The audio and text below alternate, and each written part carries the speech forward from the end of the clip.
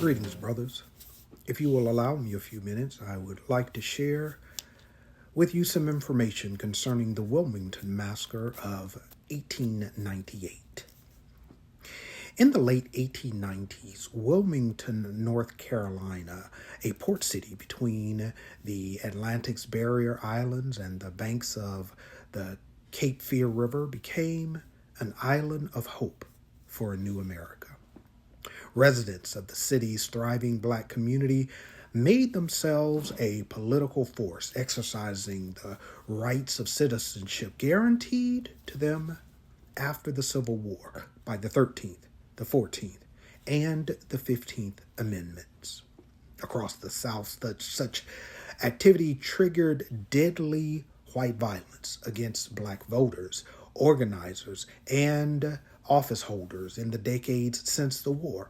But in Wilmington, a city of 20,000, the votes of 8,000 black men helped a rare biracial fusion alliance elect candidates of both races.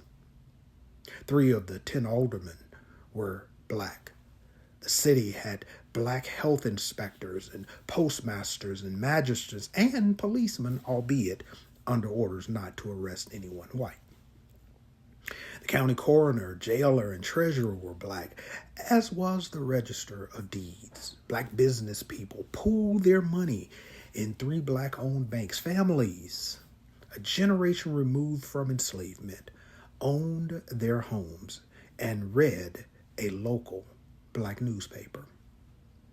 Genealogist Tim Pennick put it this way: things function the way they were meant to function as a result of emancipation. But if Wilmington looked to some Americans like a model for the South, powerful white leaders, including the president of Wilmington's Cotton Mills Company, the editor of the Raleigh News and Observer, and the chairman of the state Democratic Party, could not abide it. They set out to topple what the newspaper editor labeled Negro Rule. On November 10th, 1898, a shocking coup d'etat took place and was executed. The plotters had set the stage by creating what they called the white supremacy campaign. Yes, they printed falsehoods about black men preying on white women and stockpiling guns. They targeted the fusion office holders and the black newspaper, summoned militias and white vigilantes known as red shirts, and terrorized black voters at the polls. If you see the Negro out voting tomorrow, tell him to stop. One of the leaders wrote, if he doesn't stop, shoot him. Shoot him down. Shoot him down in his tracks. This is what Mr. Waddell vowed, to choke the current out of the Cape Fear River with black bodies if we had to. On November 10th, red shirts and militiamen and white mobs surged through Wilmington streets and massacred at least 60 black men. They torched the black newspaper office and posted pictures in front of its smoking ruins. Hundreds of black residents were sent fleeing into the woods. Some ran west toward the river and others east to the black cemetery.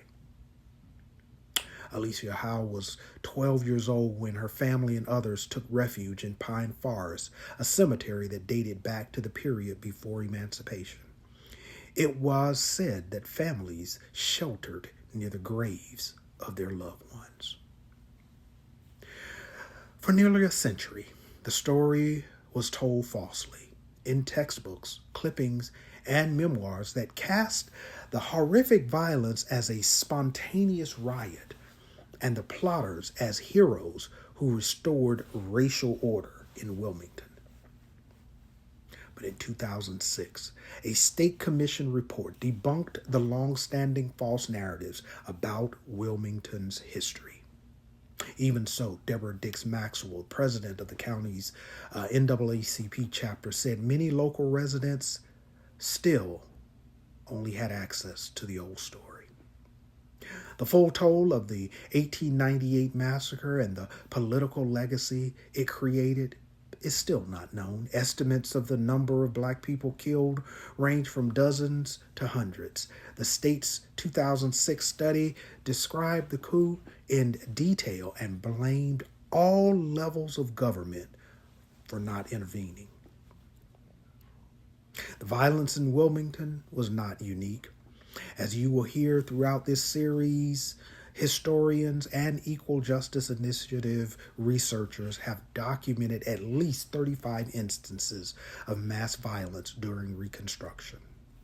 Scores of black people were murdered by white mobs, intent on reestablishing white supremacy and resisting black political participation. In the words of the Reverend Dr. Love Henry Welchel Jr., it is a history too painful to remember, but far too important to forget.